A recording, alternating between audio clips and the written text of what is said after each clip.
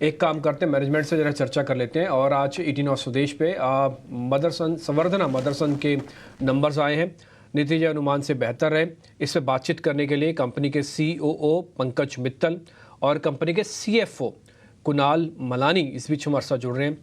आप दोनों का बहुत बहुत शुक्रिया। कुणाल, पंकज, आज आपने समय निकाला हमारे लिए और अच्छा लग रहा है आपसे बातचीत करके। कुणाल, पहले मैं आपसे शुरू करूंगा क्योंकि आप कंपनी के CFO हैं। रिजल्ट्स तो इस बार काफ़ी स्ट्रॉन्ग दिखे, आपका अबीटा मार्जिन्स भी उम्मीद से थोड़ा बेटर था। आगे मेरे को बताएंगे आपकी इम्प्रूवमेंट और कहाँ पे होगी, और ज़्यादातर रेशोज़ इस समय आपकी हेल्दी हैं, सॉल्वेंसी से लेके अर्निंग्स तक की रेशो, मैं सब कुछ पूछ रहा हूँ। जी एकदम। हमारी ROC टारगेट 40% है। अभी तो हम सिर्फ 17 पर है इस क्वार्टर पे। तो अभी काफी हमें इम्प्रूवमेंट करना है और हम डायरेक्शनली उसी डायरेक्शन पे जा रहे हैं। जैसे जैसे नए एसेट्स हमसे जुड़ते जाएंगे, ग्रोथ और बढ़ेगी। एग्जिस्टिंग एसेट्स आप देख ही रहे हैं कि काफी अच्छा कर रहा है, बोथ टॉप लाइन भी ग्रो कर रहा है, बॉटम लाइन भी ग्रो कर रहा है। तो ओवरऑल जो स्ट्रेंथ है ग्रुप का वो प्ले आउट हो रहा है। एंड द स्ट्रेटजीज जो हमने अडॉप्ट करी है उससे फॉर श्योर इम्प्रूवमेंट यहाँ से और आगे अच्छा होना चाहिए। पंकज जी नमस्कार। सेहत पे जो मेरा अपना सवाल है ना, मार्जिन को लेके है। जिस तरीके से हमने देखा है कच्चे माल की कीमतों में थोड़ी सी मजबूती देखने को मिली है, तो मैं समझना चाहता हूँ कि इससे मार्जिन पे कितना असर हो रहा है, और एक जो बड़ा क्राइसिस आजकल चल रहा है रेड सी में, उसकी वजह से आने वाले दिनों में आपके ऊपर कितना ज़्यादा असर देखने को मिल सकता है। अभी ये कहना बहुत मुश्किल है कि इसका कितना इम्पैक्ट आएगा। आप अगर देखो तो वोलेटिलिटी मार्केट में अभी भी है बहुत ज्यादा, क्योंकि बहुत सारे फैक्टर्स प्ले कर रहे हैं, बहुत सारी चीजें हैं। उसके बावजूद जो ये परफॉर्मेंस है कंपनी की, वो उन सभी चीजों को सामने रखते हुए है। आने वाले समय में भी जो चीज हमारे लिए फेवरेबल है वो ये है कि हमारा मैन्युफैक्चरिंग ऑपरेशंस जितने भी हैं वो सारे उसी ज्योग्राफी में है जहां पर हमारे ग्राहक हैं। तो अगर ग्राहक यूएस में है तो हमारी मैन्युफैक्चरिंग यूएस और मेक्सिको में है, और अगर यूरोप में है तो जर्मनी और उसके आसपास की कंट्रीज के अंदर में है। तो हम लोग लॉजिस्टिक्स को वहीं के वहीं रखे हुए हैं, और उसमें बहुत सारे मटेरियल्स ऐसे होते हैं जो उन्हीं एरियाज में सप्लाई किए जाते हैं। इसके बावजूद कुछ ऐसे रॉ मटेरियल्स भी होते हैं जो हमें डिस्टेंस से लेने पड़ते हैं, किन्हीं और कंट्रियों से लेने पड़ते हैं, या कंपोनेंट्स होते हैं।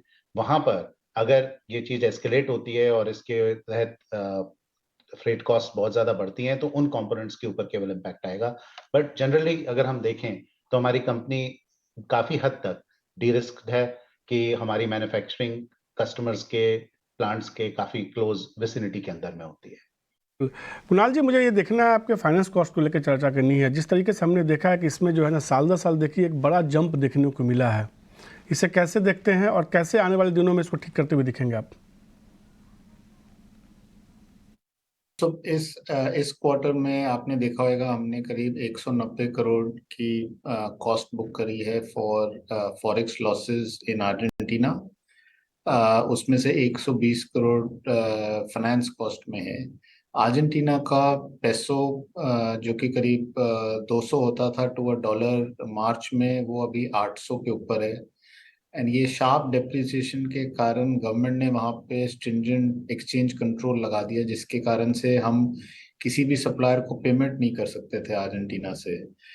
और वो जितने पेमेंट्स है उसके जितने भी रीस्टेटमेंट हुए डेप्रिसिएशन ऑफ पैसों के कारण, उसके लॉसेस आ गए हैं इन द फाइनेंस कॉस्ट। सो सबसे बड़ा तो वही रीजन है।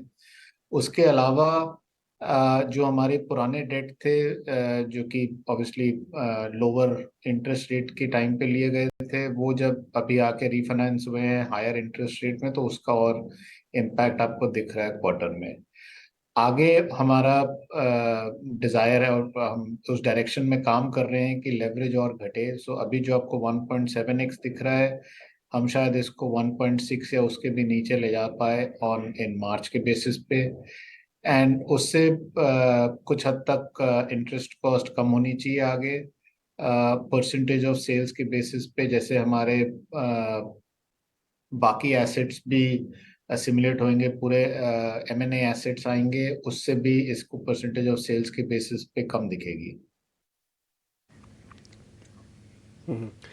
पंकज जी, एक बात मेरे को आपसे पता करनी है। आपने श्नाइडर का भी एक्विजिशंस किया है और वो बढ़िया रहा इस बार के क्वार्टर के अंदर। कुछ और मर्जर एंड एक्विजिशंस करना चाहते हैं या ग्रुप का कोई प्लान है?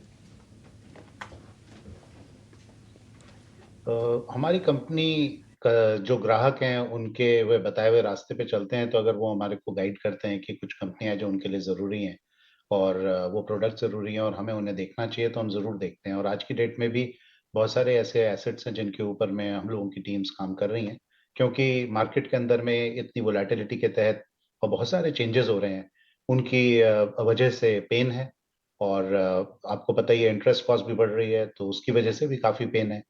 तो ये बात आपकी सही है कि हम लोग कई एसेट्स को अभी भी देख रहे हैं, और जहां पर भी हमारे और ग्राहकों को संतुष्ट करने के लिए मौका मिलेगा, हम लोग उनको जरूर करने की कोशिश करेंगे, जिससे कि हम उनके लिए एक अच्छे और सप्लायर की तरह उभरते रहें।